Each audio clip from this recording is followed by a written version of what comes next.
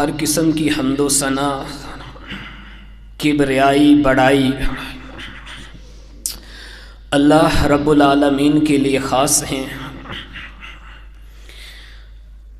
الف الف مرۃ فی کل ذرۃ، درود و سلام ہوں سید الانبیاء، خاتم الانبیاء، صادق المصدوق پیغمبر جناب محمد رسول اللہ صلی اللہ علیہ وسلم کی ذات اقدس پر۔ سامعین کرام، ابتداً میں نے سورہ المائدہ کی آیت نمبر 83 آپ کے سامنے پڑھی ہے۔ اللہ رب العزت فرماتے ہیں، اور جب وہ سنتے ہیں جو رسول کی طرف نازل کیا گیا ہے تو دیکھتا ہے کہ ان کی آنکھیں آنسوؤں سے بہہ رہی ہوتی ہیں، اس وجہ سے کہ انہوں نے حق کو پہچان لیا۔ کہتے ہیں کہ اے ہمارے رب، ہم ایمان لے آئے، سو ہمیں شہادت دینے والوں کے ساتھ لکھ لے۔ اس آیت کے اندر حبش کے جو بادشاہ نجاشی تھا نا، اس کا تذکرہ موجود ہے، اور ہم صرف اس کے ایک فعل کا تذکرہ کریں گے، وہ ہے تفیض من الدم۔ ان کی آنکھیں جو تھی نا وہ بہہ پڑی۔ یہ جو تفیض لفظ ہے نا، اس کا مادہ فا، یا اور ذات بنتا ہے، فعل مضارع واحد مؤنث غائب کا صیغہ ہے۔ فازا یفیض فیضاً، اوپر سے بہہ نکلتی ہیں یا لبریز ہو جاتی ہیں۔ یہیں سے ایک لفظ ہے فیضن، اس کا مطلب ہوتا ہے بہت زیادہ نفع، فراوانی، کسی چیز کا بھر جانا یا خیر و برکت کا ہونا۔ اس کی جمع فیوزن بنتی ہے۔ بحوالہ لغات الحدیث جلد 3 صفحہ 473۔ تو آنکھوں کے اندر آنسوؤں کا بہہ جانا، یہ نجاشی کا فعل تھا۔ لیکن آج بھی اگر کوئی انسان رب سے مانگے، خواہ حق مانگ رہا ہے، خواہ دنیا مانگ رہا ہے، خواہ آخرت کا متقاضی ہے، اگر دعا مانگتے مانگتے اس کی آنکھوں سے آنسو بہہ پڑے تو ان آنسوؤں کی، ان آنکھوں کی قدر اللہ رب العزت کے ہاں بہت زیادہ ہے۔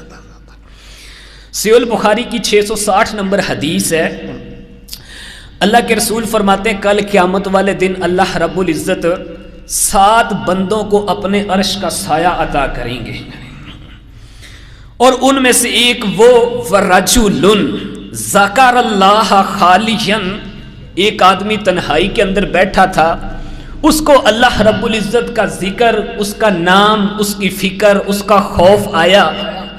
ففاضت عیناہ، اللہ کا ذکر کر رہا ہے اور کرتے کرتے رب کی یاد میں اس کی آنکھوں سے آنسو بہہ پڑے۔ صرف آنکھوں سے آنسوؤں کا بہہ پڑنا ہی اتنی اہمیت کا حامل ہے۔ اللہ کے رسول فرماتے ہیں کل قیامت والے دن اس بندے کو رب العالمین اپنے عرش کا سایہ عطا کر دیں گے۔ اسامہ بن زید سے روایت ہے، سنن ابو داؤد کی 3125 نمبر حدیث ہے، سند صحیح ہے۔ کہتے ہیں اللہ کے رسول کی ایک بیٹی تھی، ان کو اللہ رب العزت نے جب بیٹا عطا کیا نا، تو وہ بیٹا اتنا مضبوط نہیں تھا، وہ فوت ہونے لگا، نزع کی عالم میں چلا گیا۔ ارسلت الیہ، انہوں نے ایک قاصد کو بھیجا اللہ کے رسول کے پاس کہ اللہ کے رسول آپ آئیں، میرا بچہ لگتا ہے کہ فوت ہونے والا ہے۔ اللہ کے رسول نے اس قاصد کو واپس بھیجا اور کہا کہ اس کو کہہ دو کل للہ ما اخذ ولہ ما عطا۔ یہ اس موقع کے اوپر الفاظ کہ اللہ ہی ہے جو چیز عطا کرتا ہے وہ لے بھی لیتا ہے، اس کے پاس ہر ایک چیز کا وقت مقرر ہے۔ آپ کی صاحبزادی نے ایک پھر قاصد کو بھیجا اور اللہ کا واسطہ دیا کہ اللہ کے رسول آپ ضرور تشریف لائیں۔ نبی علیہ الصلوۃ والسلام آئے، فوضع الصبی فی حجر رسول اللہ صلی اللہ علیہ وسلم، آپ تشریف لائے، اس بچے کو آپ کی گود کے اندر رکھ دیا گیا۔ وَنَفْسُهُ تَقَعْقَهُ، اور جب آپ نے اس کو اپنی گودی کے اندر رکھا، اس بچے کی حالت یہ تھی کہ وہ دم توڑ رہا تھا۔ اس وقت اللہ کے رسول کی کیفیت یہ تھی ففاضت عیناہا رسول اللہ صلی اللہ علیہ وسلم، اسی وقت اللہ کے رسول کی آنکھوں سے نا آنسو جاری ہو گئے۔ پاس ہی نا سعد بن عبادہ بیٹھے تھے، کہنے لگے ما ھذا، اللہ کے رسول یہ کیا ہے؟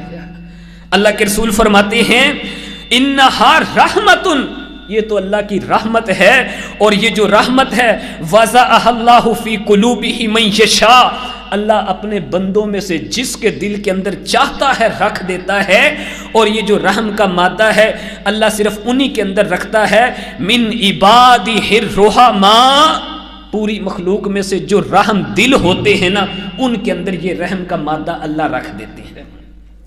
یہاں پر بھی معاملہ ہے کہ اللہ کی رسول کی آنکھوں سے آنسو جاری ہو گئے۔ ذرا دیکھیے ایک نبی گزرے ہیں یعقوب فی الحزنات، ان کی جو زندگی کے حالات تھے نا ان میں سے ایک بیٹے کی محبت تھی، نام یوسف تھا، وہ جدا ہو گیا، اور بدلے میں ان کو ایسا غم لگا، ایسا حزن لگا، جب تک یوسف مل نہیں نہ گیا ان کی آنکھوں سے آنسو ہمیشہ جاری رہتے ہیں۔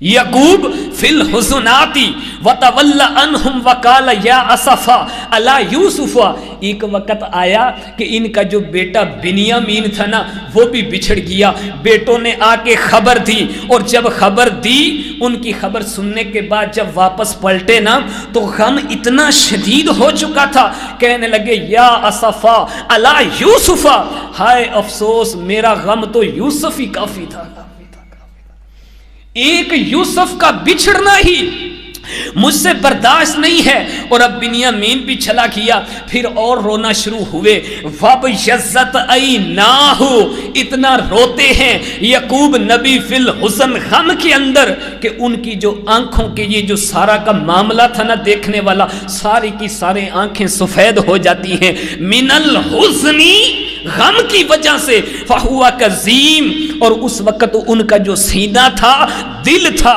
وہ غم سے اتنا بھر گیا کہ ابھی جیسے سینہ پھٹ پڑے گا۔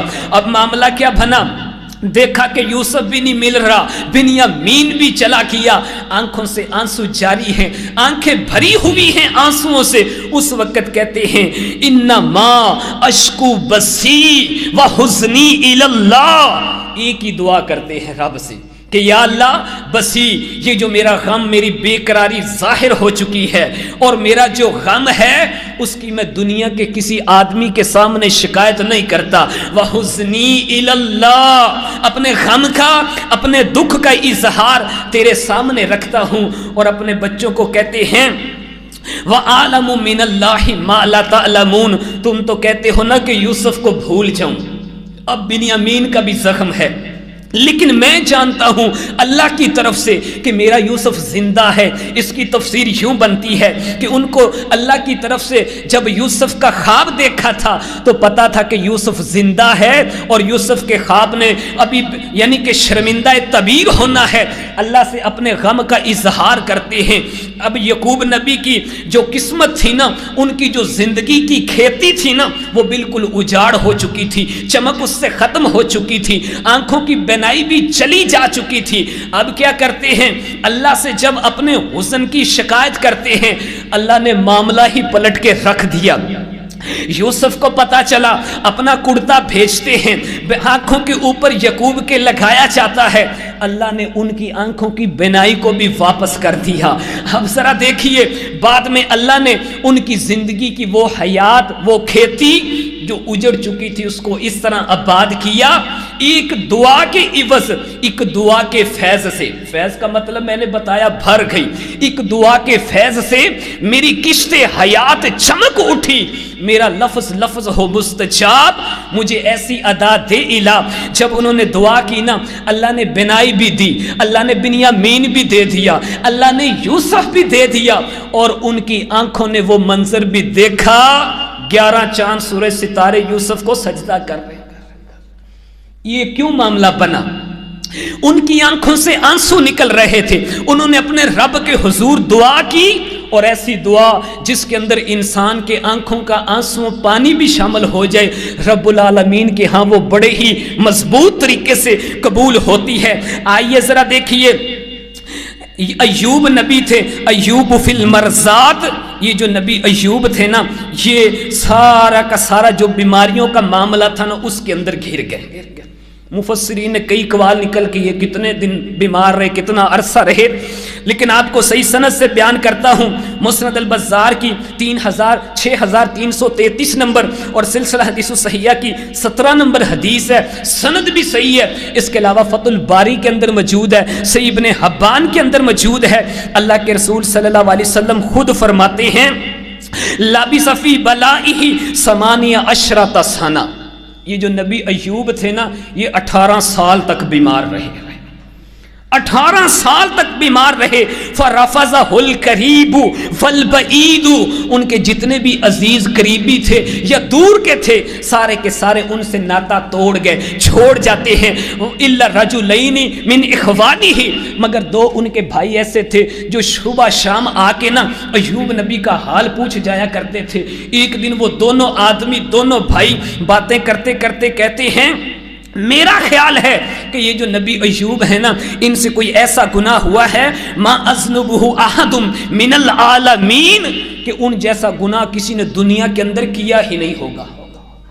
اس وجہ سے اللہ رب العزت 18 سال ہو گئے ان کو شفا ہی نہیں دے رہے۔ جب اتنی بات ہوئی نا، رات کو ایک آدمی نے یہ بات ایوب نبی کو بھی کہہ دی۔ انہوں نے کہا مجھے تو اس کا علم نہیں، تم کیا بات کرتے ہو، لیکن اتنا پتا ہے کہ اگر 2 آدمی جھگڑ رہے ہوتے تھے وہ مجھے اللہ کا واسطہ دیتے تھے کہ ہماری لڑائی کے اندر نہ آ، تو میں اس حوالے سے گھر آ جایا کرتا تھا، اس کا کفارہ دے دیا کرتا تھا۔ اس کے علاوہ تو میں کسی گناہ کو جانتا ہی نہیں۔ ان کے رشتہ دار بھی چھوڑ گئے، اتنی بیماریوں کے اندر گھر گئے۔ ان کی ایک بیوی ساتھ رہی، وفادار تھی، وہ ایوب نبی کا ہاتھ پکڑتی، بیمار ہو چکے، لاغر ہو چکے، تھوڑی بہتی بیماری نہیں، 18 سال کا عرصہ گزر چکا ہے، اور ان کی بیوی ان کو جہاں پہ قضائے حاجت کرنے جاتے نا وہاں پہ ہاتھ سے بٹھا کے دور آ کے نہ کھڑی ہو جایا کرتی تھی۔ اب ادھر ایوب نبی بیٹھے ہیں، ان 2 آدمیوں کی جو بات تھی وہ بھی دل کے اندر موجود ہے۔ اسی وقت کہتے ہیں وَأَيُّوبَ إِذْ نَادَى رَبَّهُ، آنکھوں کے اندر پانی آ گیا، آنکھوں سے آنسو جاری، اور کہتے ہیں وَأَيُّوبَ إِذْ نَادَى رَبَّهُ، اس وقت ایوب نبی نے اپنے رب کو صدا دی اور کہتے ہیں ربی انی مسنی الضر وانت ارحم الراحمین۔ سورۃ الانبیاء کی آیت نمبر 83 ہے، کہتے ہیں یا اللہ مجھے تکلیف پہنچی ہے، تو رحم کرنے والا ہے، رحم کر۔ اللہ نے رحم کر دیا۔ جب آنکھوں سے آنسو جاری ہوں اور رب کے حضور دعا بھی کر دی جائے تو پھر ایک دعا کے فیض سے میری کشت حیات چمک اٹھی۔ یہ ایوب نبی تھے، ان کی ساری جتنی بھی رونقیں تھی، جتنا مال و دولت تھا، سب کا سب اجڑ چکا تھا، لیکن جب یہ دعا کی نا اللہ رب العزت نے ان کی کشت حیات بھی چمکا دی اور کہا اپنی ایڑی کو مار، چشمہ جاری ہوتا ہے، کہا اس سے غسل کر لو بیماریاں ختم، اس سے پانی پی لو بیماریاں ختم۔ اور جب نہائے نا تو اللہ رب العزت نے ان کو اتنا خوبصورت کر دیا، وَهُوَ أَحْسَنُ مَا كَانَ فَلَمَّا رَأَتْهُ، وہ اتنے حسین دکھنے لگے جیسے کہ پہلے ہوا کرتے تھے۔ اب بیوی واپس آئی نا کہ چلو شوہر کو اٹھا کر لے جاتی ہوں، دیکھا وہاں پہ ایک خوبصورت نوجوان کھڑا ہے، کہنے لگی اللہ کے بندے تو نے ادھر نبی ایوب کو دیکھا ہے جو میرا شوہر ہے اور بیمار ہے، کیا تو نے اس کو دیکھا ہے؟ آگے سے کہنے لگی حل رأیت نبی اللہ، کیا تو نے اللہ کے نبی کو دیکھا؟ واللہ علی ذالک ما رأیتہ اشبہ منہ، میں اللہ کی قسم کھا کر کہتی ہوں جب میرا شوہر ایوب اللہ کا نبی ٹھیک تھا وہ تیرے زیادہ سب سے زیادہ مشابہت تجھ سے ہی رکھتا تھا، سب سے زیادہ مشابہت۔ آگے سے نبی ایوب کہنے لگے اللہ کے بندی غور سے دیکھ وہ ایوب نبی میں ہی ہوں، ایک دعا کے فیض سے میری کشت حیات چمک اٹھی، میرا لفظ ہو مقبول، مجھے ایسی دعا ایسی یعنی کہ ادا دے الہ۔ اللہ کے رسول صلی اللہ علیہ وسلم فرماتے ہیں اس کے بعد وکان لہو اندرانی اندر للقمح و اندر للشعیر، نبی ایوب کے اس وقت نہ 2 کھیت تھے، ایک کھیت کے اندر گندم تھی اس کے چھیٹے بن چکے تھے اور ایک کے اندر جوں تھے. اللہ نے 2 صحابہ تعینی، 2 بادل بھیجے. ایک اس کھیت کے اوپر برسا جس کے اندر گندم تھی، اور وہ گندم کا سارا کھیت، دانے بھی، سیٹے بھی، تنکے بھی، سارے کے سارے اللہ نے سونے کے بنا دیے. حافظ ابن حجر بھی اس حدیث کو صحیح کہتے ہیں، شیخ البانی بھی. اور جو جوں کا کھیت تھا نا، دوسرا بادل اس کے اوپر برسا اور وہ سارا کا سارا جوں کا کھیت اللہ نے چاندی کا بنا دیا. اتنے یعنی کہ ان کی زندگی جو اجڑ چکی تھی، ایک دعا کے فیض سے، وہ دعا جس کے اندر آنکھوں سے آنسو جاری تھے، کسی تفسیر کے اندر نہیں ہے، کسی کتاب کے اندر پڑھا نہیں ہے، لیکن اپنے دل کی دنیا سے کہتا ہوں، جب ایوب نبی نے یہ دعا کی ہوگی، ان کی آنکھوں سے بھی آنسو جاری ہوئے ہوں گے. اللہ نے آنسوؤں کی قدر کی اور ان کو شفا عطا کر دی. کچھ دن گزرے نا، صحیح البخاری کی حدیث ہے 3391 نمبر. اب ایک دن خوبصورت بدن مل گیا، بہترین ہو گیا، ایک دن نہ برہنہ ہی نہانے لگے. اللہ کے رسول فرماتے ہیں جو نبی ایوب تھے نا، یغتسل عریاناً، وہ ننگے ہو کر برہنہ ہو کر نہانے لگے. اللہ رب العزت نے خر علیہ رجل جراد من ذهب، اس دن بھی اللہ رب العزت نے ان کے اوپر سونے کے ٹڈیوں کی بارش کر دی. ایسی حیات چمکی. نبی ایوب نے کپڑا پکڑا اور ان سونے کی ٹڈیوں کو نا اپنے کپڑے کے اندر سمیٹنے لگے. اللہ رب العزت کہنے لگے اے ایوب، کیا میں نے تجھے ہر چیز سے بے پرواہ نہیں کر دیا؟ کہنے لگے کیوں نہیں میرے مالک، لیکن میں تیری برکت سے پھر بھی اپنے دامن کو خالی نہیں رکھنا چاہتا. محترم بھائیو، نبی ایوب کے قصے سے یہ پتا چلتا ہے، ہم میں سے اگر کوئی بیمار ہے، لا علاج مرض کے اندر مبتلا ہے، رات کی گھڑیوں کے اندر اٹھ کے دیکھو یا تنہائی میں بیٹھے بیٹھے کبھی رب کو شفا کے لیے پکار کر دیکھو اور شفا مانگتے ہوئے اپنی آنکھوں کے اندر آنسو لے آؤ. تفیض من الدمع، جب آنکھیں بھر جائیں گی اس وقت دعا بھی کام کر جائے گی. زندگی جو اجڑ چکی ہے، ویران ہو چکی ہے، ایک دعا کے فیض سے میری کشت حیات چمک اٹھی. ہر ایک کی چمک سکتی ہے. جو بھی بیمار ہے ذرا رب کو پکار کر تو دیکھو. ان کے تو رشتے دار بھی چھوڑ گئے. وہ شاعر کہتا ہے نا، ٹوٹے رشتے وہ جوڑ دیتا ہے. اللہ کی ذات ہے جو چاہے کر سکتا ہے. ٹوٹے رشتے وہ جوڑ دیتا ہے. بات اپنے رب پہ جو چھوڑ دیتا ہے، اس کے لطف و کرم کے کیا کہنے، لاکھ مانگو تو کروڑ دیتا ہے. محترم بھائیو، ذرا رب کو پکاریے. آئیے ذرا دیکھیے، ایک نبی تھا، ان کا نام تھا یونس. یونس فی الظلمات، یہ اندھیروں کے اندر گھر گئے، غم کا، دکھ کا، پریشانی کا. نینوا بستی کی طرف آئے. اللہ رب العزت سورہ صافات آیت نمبر 147 کے اندر کہتے ہیں کہ اس بستی کی آبادی 1,00,000 سے زائد تھی. قوم کو نا 3 دن تک دعوت دیتے رہے. پھر کہا کہ 3 دن کے اندر جب انہوں نے نانا مانا تو کہنے لگے تمہارے اوپر عذاب آ جائے گا. قوم نے کیا کیا؟ ساری کی ساری میدان کے اندر نکلی، رب سے استغفار کر رہی ہے، آنکھوں سے آنسو جاری ہیں. کسی تفسیر کے اندر نہیں ہے، کسی کتاب کے اندر لکھا ہوا نہیں ہے، اپنے دل کی دنیا سے کہہ رہا ہوں. سارے اس وقت میدان کے اندر نکل کر رب سے روئے ہوں گے، آنکھوں سے آنسو جاری ہوئے ہوں گے.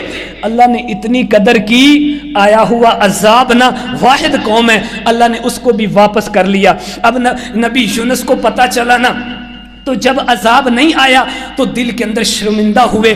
کہنے لگے کہ میں قوم کے پاس جاؤں گا تو وہ مجھے جھوٹا کہیں گے. اب وہاں سے نا اللہ کا حکم آئے بغیر ہی وہاں سے ہجرت کر کے چلے گئے. درائے فرات کے اندر پہنچے اور وہاں کشتی کے اندر بیٹھے اور کشتی کا معاملہ ڈوبنے والا ہوا. تو انہوں نے کہا کہ کوئی ایسا غلام ہے جو اپنے مالک سے بھاگا ہوا ہے. یونس کا قرا نکلا، دریا کے اندر چھال ماری اور اللہ رب العزت نے ایک مچھلی کو حکم دیا، انہوں نے پورا کا پورا یونس نبی کو اپنے پیٹ کے اندر نگل لیا. جب پیٹ کے اندر پہنچے نا، ہر طرف سے اندھیرا اندھیرا ہے اور پتا چلا کہ میں تو زندہ ہوں. یونس فی الظلمات. اگر ہم میں سے بھی کوئی اندھیروں کے اندر گھر جائے، مشکل کے اندر، دکھ کے اندر، تکلیف کے اندر، پریشانی کے اندر گھر جائے تو اس کو چاہیے کہ یونس نبی کی طرح رب کو پکارے. کچھ عرصہ گزرتا رہا. عبداللہ ابن مسعود کہتے ہیں، تفسیر مزری کے اندر موجود ہے، تقریباً 40 راتوں تک وہ اس مچھلی کے پیٹ کے اندر رہے. اب جب یونس نبی کو سمجھ آئی نا کہ میری تو زندگی ہی ساری ویران ہوگی، اسی وقت رب سے دعا کرتے ہیں، کسی تفسیر کے اندر لکھا ہوا نہیں ہے، کسی کتاب کے اندر موجود نہیں ہے، دل کی دنیا سے کہتا ہوں، یونس نبی نے جب رب کو مچھلی کے پیٹ میں پکارا ہوگا، ان کی آنکھوں کے اندر بھی آنسو ہوں گے، اور کیا کہتے ہیں، فنادى فی الظلمات، یونس نبی نے اپنے رب کو اندھیروں کے اندر پکارا، کہتے ہیں لا الہ الا انت سبحانک انی کنت من الظالمین، سورۃ الانبیاء آیت نمبر 87 ہے۔ جب انہوں نے رب کے حضور یہ دعا رکھی نا، ایک دعا کے فیض سے یونس نبی کی بھی کشت حیات چمک اٹھی، کمزور ہو گئے مچھلی کے پیٹ کے اندر رہتے رہتے، فنبذناہ بالعراء، اللہ رب العزت کہتے ہیں وہ کمزور ہوئے، ہم نے مچھلی کو حکم دیا، انہوں نے ایک میدان کے اندر پھینک دیا، وہ میدان جس کے اندر ایک پودا بھی نہیں تھا، گھاس نہ تھی، ہریالی نہ تھی، وریانی تھی، اور کیا کہتے ہیں بالعراء، چٹیل میدان تھا، وہو سقیم، اور وہ اتنے کمزور اور لاغر ہو چکے تھے، اور وہاں پہ پیدا کیا وَأَنبَتْنَا عَلَيْهِ شَجَرَةً مِّن شَكْتِينَ، اللہ رب العزت کہتے ہیں وہاں پہ ہم نے سب سے پہلے کدو کی ایک بیل پیدا کر دی، مچھلی کے پیٹ سے نکلے، کدو کی بیل کے پتوں کے سائے کے اندر بیٹھے، کدو کھاتے رہے، اللہ نے ان کا سقم دور کر دیا، اور پھر ان کی حیات ایسی چمکی، بعد میں اپنی قوم کے پاس گئے، ان کو دعوت دی، ساری کی ساری قوم خوش بھی ہوئی، اسلام بھی قبول کیا، ایک دعا کے فیض سے میری کشت حیات چمک اٹھی، میرا لفظ ہو مستجاب، مجھے ایسی ادا دے الہ۔ آئیے ذرا دیکھیے، ایک نبی تھے موسیٰ فی الفقراتی، حضرت موسیٰ فقر کے اندر، تنگی کے اندر اور بے روزگاری کے معاملات کے اندر گھر گئے، اور معاملہ کیا بنا، چل کے ہجرت کر کے آتے ہیں، ایک مقام پہ دیکھا کہ لوگ پانی پلا رہے ہیں، فسقا لہما، انہوں نے لڑکیوں کے جو پانی تھا بکریوں کو وہ پلایا، اور ثم تولی الی الظل، سورۃ القصص کی آیت نمبر 24 ہے، پانی پلانے کے بعد نا کوئی معاوضہ نہیں لیا، خدمت خلق کا اصل جذبہ، کوئی کسی قسم کی نیت نہیں رکھی کہ مجھے یہاں سے کچھ ملے گا، اور آئے بھی دور سے ہجرت کر کے مصر کے علاقے کو چھوڑ کر، اب کیا ہوا، پانی پلا دیا اللہ کی رضا کے لیے، اور بیٹھے بیٹھے کیا ہوا، ثم تولی الی الظل، پھر ایک درخت تھا اس کے سائے کے نیچے بیٹھ گئے، سائے میں بیٹھے دیکھتے ہیں کہ آگے ساری جو کھیت ہے نا وہ بالکل ویران پڑے ہیں،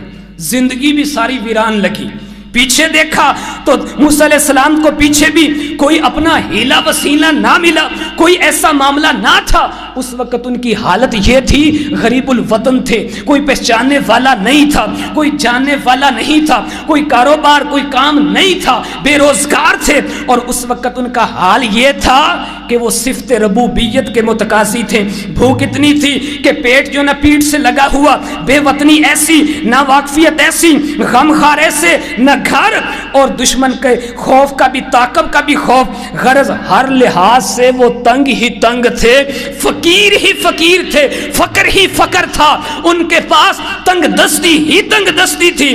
اسی وقت بیٹھے بیٹھے نا اپنے رب سے انتہائی عاجزی سے، انکساری سے ایک دعا کرتے ہیں، سنیے ذرا، کسی تفسیر کے اندر لکھا ہوا نہیں ہے، کسی کتاب کے اندر موجود نہیں ہے، دل کی دنیا سے کہتا ہوں، موسیٰ علیہ السلام نے اس وقت ایک ہی جامعہ دعا کی، ان کی آنکھوں کے اندر آنسو ہوں گے، اور کہتے ہیں ربی انی لما انزلت الی من خیر فقیر، مالک آج کے دن تو جو بھی میرے لیے چیز آسمان سے جو بھی نعمت اتارے گا میں اس کا فقیر ہوں۔ ایک دعا کے فیض سے موسیٰ علیہ السلام کی بھی کشت حیات چمک اٹھی، وہ کہتے ہیں نا شدید دھوپ میں سارے درخت سوکھ گئے، بس ایک دعا کا شجر تھا جو بالکل ہرا رہا اور بے ثمر نہ ہوا۔ محترم بھائیو، اگر کوئی بے روزگار ہے، کسی کی شادی نہیں ہو رہی، یا کسی اور حوالے سے تنگ ہے، اس کا کاروبار ہے لیکن فقر و فاقے کا شکار ہے، تنگ دست ہے، وہ یہ دعا کر کے دیکھے، یہ دعا ایسی تھی موسیٰ علیہ السلام کی، اس نے مقبولیت کے اس وقت کے سارے ریکارڈ ہی توڑ کر رکھ دیے۔ اللہ رب العزت نے ان کو بکریاں چرانے کی نوکری بھی دی، رشتہ بھی ہوا، گھر والی بھی دی۔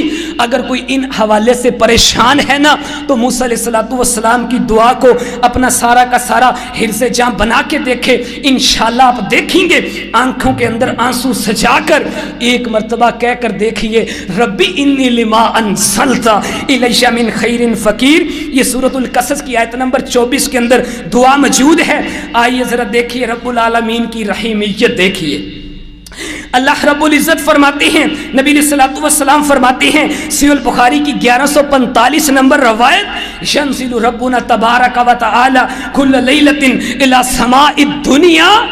جب آدھی رات کا وقت ہو جاتا ہے نا، رات کا تیسرا پہر ہوتا ہے، فجر ہونے سے پہلے کا وقت، اللہ رب العزت اپنے عرش کو چھوڑ دیتے ہیں، ساتویں آسمان کو بھی چھوڑ دیتے ہیں، چھٹے کو، پانچویں کو، تیسرا جو بھی دوسرا، اللہ رب العزت یہ جو دنیا والا آسمان ہے نا اس کے اوپر آ جاتے ہیں۔ کیسے آتے ہیں؟ جیسے ان کی شان ہے، اور آ کے کہتے کیا ہیں؟ میں یدعونی، میرے بندے کون ہے جو اس وقت مجھ سے اٹھ کے دعا کرے؟ کون ہے جو مجھ سے دعا کرے؟ فاستجیب لہ۔ آپ نے دعائیں کئی طریقوں سے کی ہوگی، کتنی ہی کی ہوں گی، لیکن کبھی اس طریقے کو آزما کے دیکھو، رات کی گھڑیوں کے اندر اٹھ کے دیکھو اور اپنی آنکھوں کے اندر آنسو لا کر رب العالمین سے اپنی حاجت پیش کر کے دیکھو۔ اللہ رب العزت کہہ رہے ہیں، حدیث کے اندر الفاظ ہیں کہ میں اس کی دعا کو قبول کروں گا، اور فرمایا من یسألنی، کون ہے جو مجھ سے سوال کرے تو میں اس کو عطا کر دوں۔ میں آسمان دنیا پر اس لیے آیا ہوں کہ میرا بندہ اٹھ کے مجھ سے مانگ لے، میں اس کو عطا کر دوں۔ من یستغفرنی، اور کون ہے جو مجھ سے مانگے میں اس کی ساری مانگیں پوری کر دوں۔ محترم بھائیو، مانگ کے دیکھو، ایک دعا کے فیض سے میری کشت حیات چمک اٹھی۔ آئیے ذرا دیکھیے موجودہ دور کے اندر بھی کتنے ہی لوگ ایسے گزرے ہیں جن کی کشت حیات ایک دعا کی وجہ سے چمک اٹھی۔ عربی کے اندر ایک کتاب ہے القصص لقبول الدعاء، پیج نمبر 55 سے 58 تک شیخ عبدالعزیز بیان کرتے ہیں، کہتے ہیں میرا ایک قریبی عزیز تھا جو نبینا تھا لیکن حافظ قرآن تھا۔ کہتے ہیں جب میری 17 سال عمر ہوئی نا تو مجھے ایک دن ملنے کے لیے آیا، اور مل کر کہتا ہے یہ تو بتا تو نے شادی کی ہے یا نہیں؟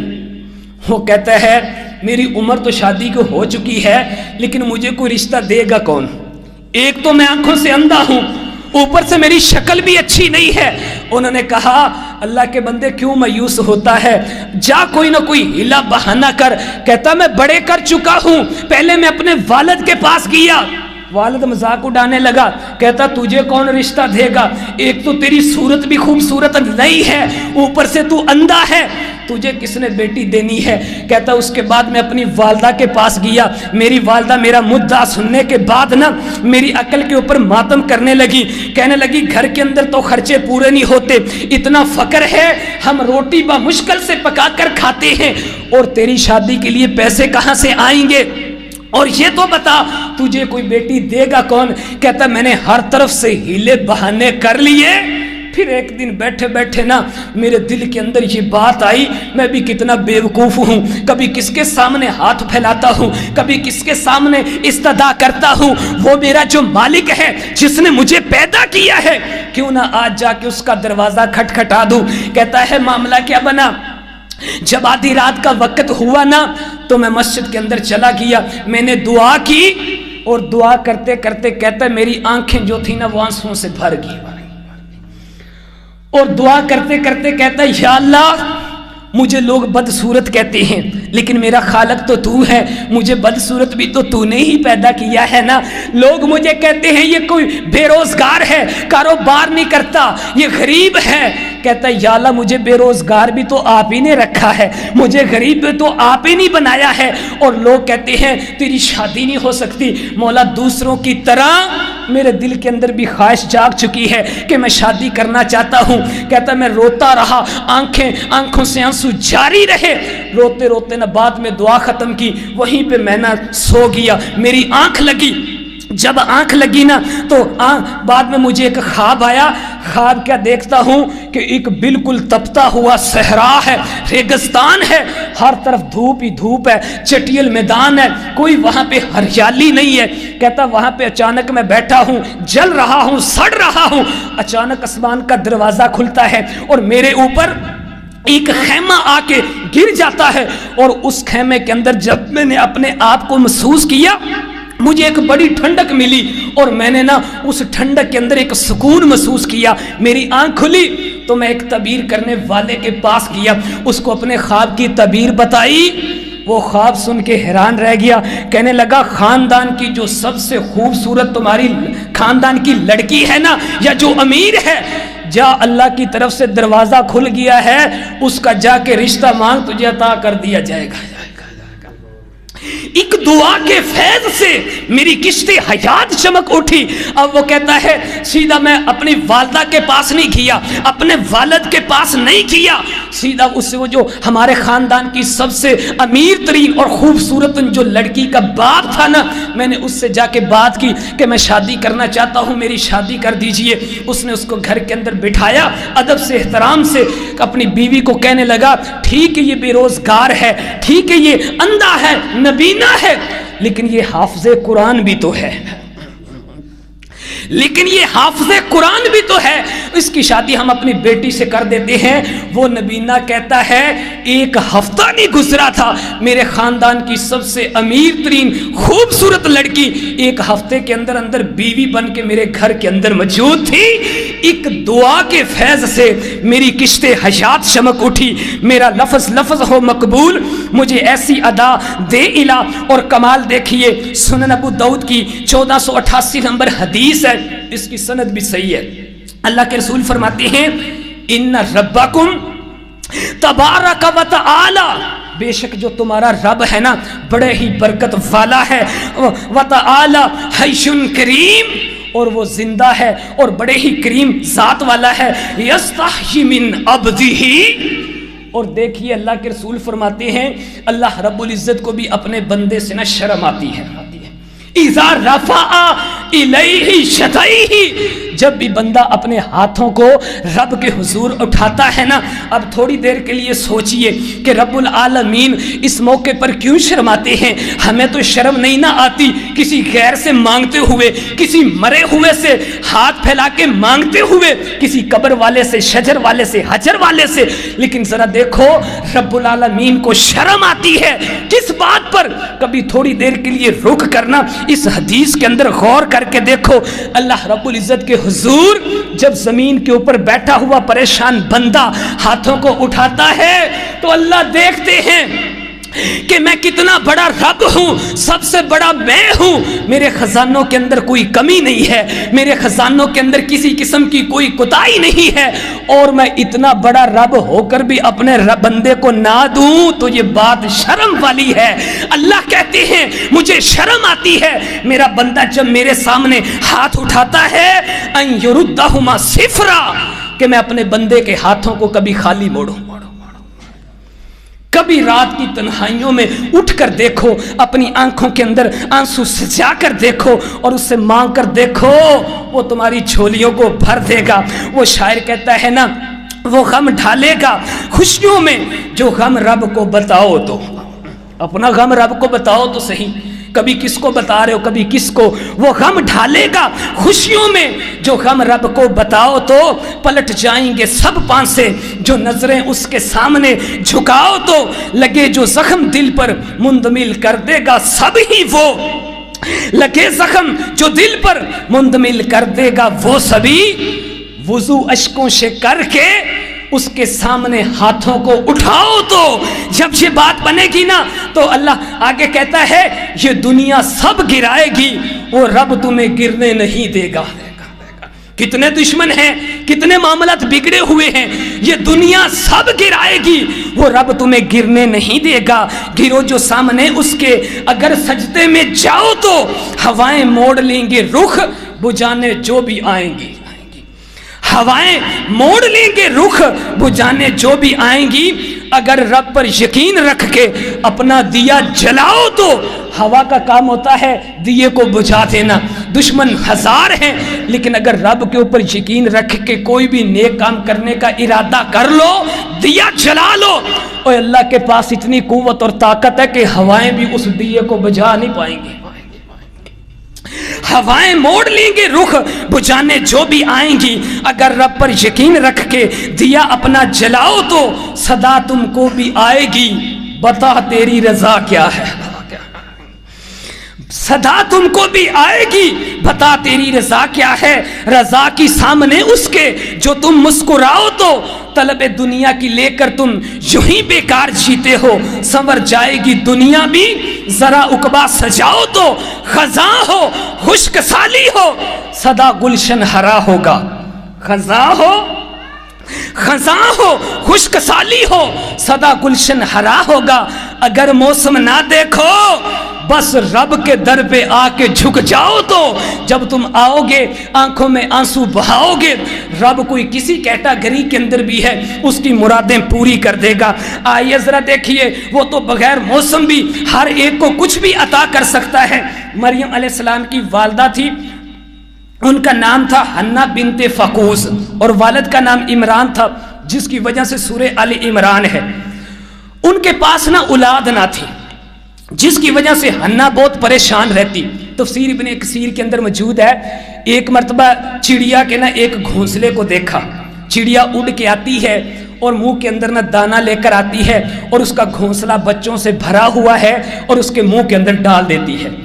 وہیں پہ نا ان کے دل کے اندر یہ منظر دیکھ کر کسک پیدا ہوئی اور وہیں پہ خلوص نیت سے نا اللہ رب العزت کے حضور دعا کر دی کہ یا اللہ مجھے اولاد عطا کر دے.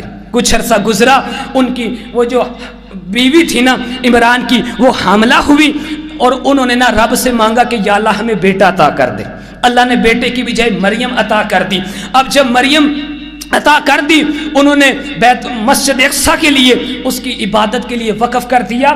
اس دور کے اندر نا زکریا نبی موجود تھے, اور یہ جو زکریا تھے نا یہ حضرت مریم کے بہن وئی تھے لیکن بوڑھے ہو چکے تھے, اس لیے مریم کو ان کی کفالت کے اندر دے دیا گیا. یہ آتے ہیں ان کو کھانا وغیرہ دے کر چلے جاتے ہیں.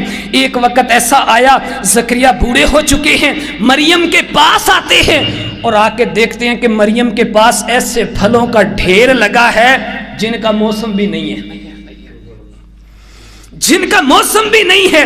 پوچھا مریم کہاں سے آئے؟ کہنے لگی اللہ کی طرف سے آئی ہے. وہیں پہ نا حضرت زکریا علیہ السلام نے دعا کی, ربی حب لی من لدنک ذریۃ طیبۃ انک سمیع الدعاء. اے اللہ مجھے پاکیزہ اولاد عطا کر دے, تو دعاؤں کو سننے والا ہے. کسی تفسیر کے اندر لکھا ہوا نہیں ہے, کسی کتاب کے اندر موجود نہیں ہے, لیکن دل کی دنیا سے کہتا ہوں کہ اس وقت جب نبی زکریا نے دعا کی ہوگی تو ان کی آنکھوں کے اندر بھی آنسو ہوں گے اور کہتے ہیں ربی حب لی من لدنک ذریۃ طیبۃ انک سمیع الدعاء. اور سورہ مریم شروع ہو رہی ہے نا, زکریا نے دعائیں کرنا شروع کر دی. مریم مسجد سے چلی گئی اور نہ دعا ایسے کر رہے ہیں نداءً خفیشا, آہستہ آہستہ سے دعا کر رہے ہیں کہ کہیں لوگ نہ سن لے اور لوگ سن کر کیا کہیں گے, زکریا تو بوڑھا ہو چکا ہے, اس دور کے اندر اولاد ملنے والی نہیں ہے. لیکن جب آنکھوں کے اندر آنسو ہوں اور رب کے حضور ہاتھ اٹھائے ہوں تو پھر ایک دعا کے فیض سے زکریا کی بھی قسمت چمک اٹھی. اور یارو کیسی قسمت چمکی, اللہ نے ان کو ایسی پاکیزہ اولاد عطا کی اور پیدائش سے پہلے ہی ان کو ان کے بیٹے کا نام بھی بتا دیا کہ وہ یحییٰ ہوگا. اور کیسی پاکیزہ اولاد دی. سلسلہ حدیث صحیحہ کی روایت ہے, 2984 نمبر حدیث صحیح ہے. اللہ کے رسول فرماتے ہیں ما من احد الا وقد اخطاء. دنیا کے اندر جو بھی آیا ہے نا, دوسری روایت کے اندر ہے کہ ابن آدم کے سارے بیٹا خطا کار ہیں. ادھر فرمایا دنیا کے اندر جو بھی آیا اس نے کوئی نہ کوئی خطا کی ہے, او اہم بخطیئتہ, یا اس نے کسی غلطی کو کرنے کا ارادہ کیا. لیسا بیحییٰ بن زکریا, سوائے ایک کے, اور وہ یحییٰ بن زکریا ہیں. دنیا کے اندر یہ واحد ایسے نبی آئے ہیں جنہوں نے کبھی زندگی کے اندر کوئی خطا نہیں کی. ایک دعا کے فیض سے नबी ज़करिया की भी किश्ते हयात चमक उठी। तो मोहतरम भाइयों, हमें भी चाहिए मौसम ना देखें बल्कि रब के हुजूर आके झुक जाएं। आइए ज़रा आखिरी बातें करते हैं। एक शायर बात करता है, कहता है मौसम की सौगात लुटाने वाला तू है, शाखे हिरा में फूल खिलाने वाला तू है, तुझसे बार आवर है सबका नखले उम्मीद। हर एक की उम्मीद रब से वाबस्ता होनी चाहिए। तुझसे बार आवर है सबका नखले उम्मीद, पलकों पलकों ख्वाब सजाने वाला तू है, शामो सहर रंगो नमू खुशबू का सफर, मंजर मंजर रंग दिखाने वाला तू है, तानने वाला चादर ठंडे साए की। इस दफा सर्दियों के अंदर इतनी सर्दी पड़ी, लोग दुआएं करने लगे थे, या अल्लाह के सूरज अता कर दे, धूप अता कर दे। हर काम रब के इख्तियार में है। तानने वाला चादर ठंडे साए की और उसके अंदर धूप का उजला फर्श बिछाने वाला तू है। फिर अल्लाह ने धूप भी अता कर दी। इसी तरह हमारे गम भी छट जाएंगे, हमारी स्याह रातें भी खत्म होंगी। और कहता है मट्टी को इम्का शर्फ देने वाला तू है, आग को खुल्दे सबज पहनाने वाला तू है। सैयदना इब्राहीम अलैहिस्सलाम को आग के अंदर फेंका गया, अल्लाह ने उस आग को सबज खुल्द दे दिया और उसको गुलजार बना दिया। हाँ, नक्श नक्श तू ही बनाता है। और इसके अलावा हर कुल को जम के अंदर झुस करने वाला तू है, कतरे को दरिया में पिलाने मिलाने वाला तू है। जलवे तेरे शमा शगुफे और शफक, खाके शब से चांद उगाने वाला तू है। रात अंधेरी होती है, अल्लाह 14वीं का चांद अता कर देते हैं। कहता है हस्ती से तानेस्ती सब तेरी जगीर, नक्श बनाने वाला अल्लाह ने ही बुखारी को बनाया है, हर एक को सजाया है। नक्श बनाने वाला और नक्श मिटाने वाला तू है। यूसुफ कोशी हो, यूसुफ ने कोशिश की कि दरवाजे खोलूं, खुलते चले गए। यूसुफ कोशी हो कि जुलेखा असाई, आईनों को अक्स दिखाने वाला तू है। तेरा करिश्मा जोर असाए दस्ते कलीम, पानी में दीवार उठाने वाला तू है। अल्लाह ने मूसा अलैहिस्सलाम को पानी के अंदर दीवार पैदा करके दूर कर दिया। आइए जरा आखिरी बात सुनिए, राब्ता दर मुकामे असल। आखिरी बात है, सुनिए। कहते हैं एक शख्स के अरबी के अंदर एक किताब है अज़्ज़मानुल कादिम, पेज नंबर 61 है। कहता है हमारी शादी को ना 7 साल गुजर गए, 7 साल हुए और हमारे पास ना औलाद ना थी। एक दिन कहता है कि मैं सड़क क्रॉस कर रहा था, डबल रोड था, एक बुजुर्ग को देखा कि उसकी नज़र कमज़ोर है। मैंने उसका हाथ पकड़ा और उसको एक यानी कि सड़क क्रॉस कराई और फुटपाथ के ऊपर ही ना जो दरमियान में होता हम खड़े थे। वहाँ पे खड़े खड़े ना अज़रूए शफ़क़त बुजुर्ग साहब ने पूछ लिया, बेटा शादी हुई है? कहने लगा जी हुई है। कहने लगे कोई औलाद है? कहता नहीं जी औलाद नहीं है, दुनिया जहान की खाक छान मारी, हर एक जगह से इलाज करवा लिया, लेकिन मेरे पास औलाद नहीं है। बुजुर्ग कहने लगे बेटा तूने असल मुकाम पर तो राब्ता किया ही नहीं,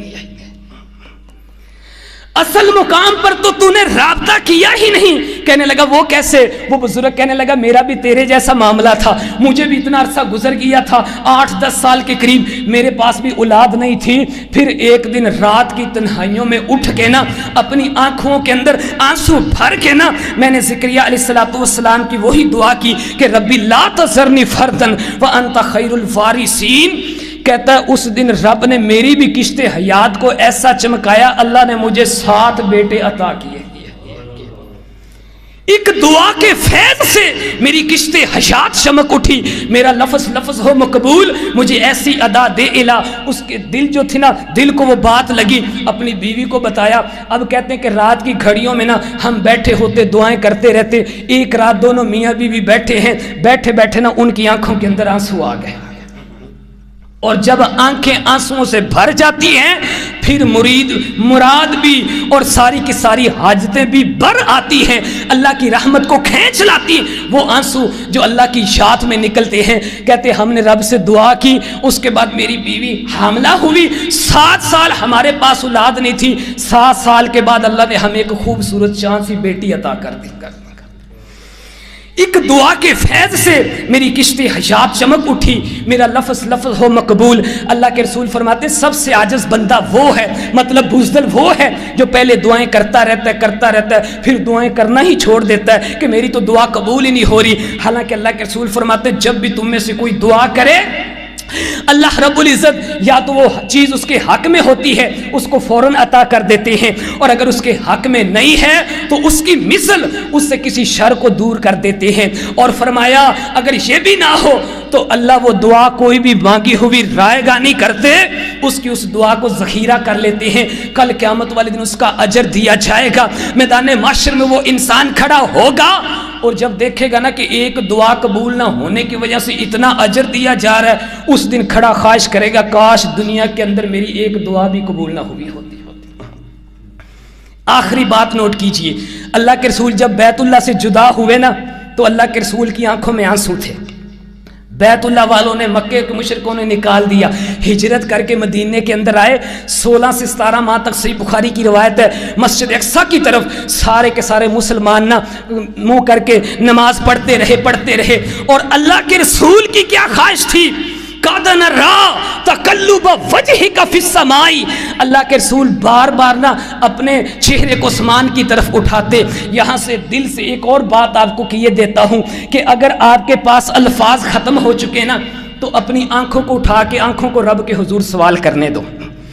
اللہ کے رسول دعا نہیں کر رہے لیکن بار بار چہرے کو اٹھا رہے ہیں کہ یا اللہ جو مجھے پسند ہے نا قبلہ، میری جو حاجت ہے اس کو پوری کر دے۔ بار بار چہرے کو اٹھاتے ہیں۔ کسی تفسیر کے اندر لکھا ہوا نہیں ہے، کسی کتاب کے اندر موجود نہیں ہے، لیکن دل کی دنیا سے کہتا ہوں ایک وقت آیا ہوگا اللہ کے رسول کی آنکھوں سے آنسو ہوں گے اور آنکھوں نے بار بار سوال کیا ہوگا۔ اسی دن اللہ رب العزت نے حکم دے دیا کہ جاؤ، جس قبلے کو تو چاہتا ہے، تیری آنکھوں نے مانگا ہے، تیرے آنسوؤں نے مانگا ہے، جا آج رب کریم میں تجھے وہ دیتا ہوں۔ آج جس کی طرف ہم منہ کر کے نماز پڑھتے ہیں وہ بھی اللہ کے رسول کی آنکھوں کا ایک یعنی کہ نا دعا کا نتیجہ ہے۔ ایک دعا کے فیض سے میری کشت حیات چمک اٹھی، میرا لفظ لفظ ہو مستجاب، مقبول، منظور، مجھے ایسی ادا دے الہ۔ محترم بھائیوں، رات کی تنہائیوں میں ہاتھوں کو اٹھا لو اور اپنی آنکھوں سے نا آنسوؤں کو بہنے دو۔ یہ جو آنکھوں سے آنسو نکلتے ہیں نا، اللہ رب العالمین کے پاس قدرت ہے، وہ آنسوؤں کے معنی بھی پڑھتا ہے، جانتا ہے کس وجہ سے دل کے اندر ٹھیس پیدا ہوئی، تکلیف ہوئی اور آنسو کیوں نکلے ہیں۔ بس شرط یہ ہے کہ مانگنا ہے، اور آپ بھی کہیں گے ایک دعا کے فیض سے میری کشت حیات چمک اٹھی، میرا لفظ لفظ ہو مستجاب، مجھے ایسی ادا دے الہ۔ اللہ عمل کی توفیق عطا فرمائے۔ وقولوا قولی ھذا استغفر اللہ لی ولکم ولسائر المسلمین فاستغفروہ انہ ھو الغفور الرحیم۔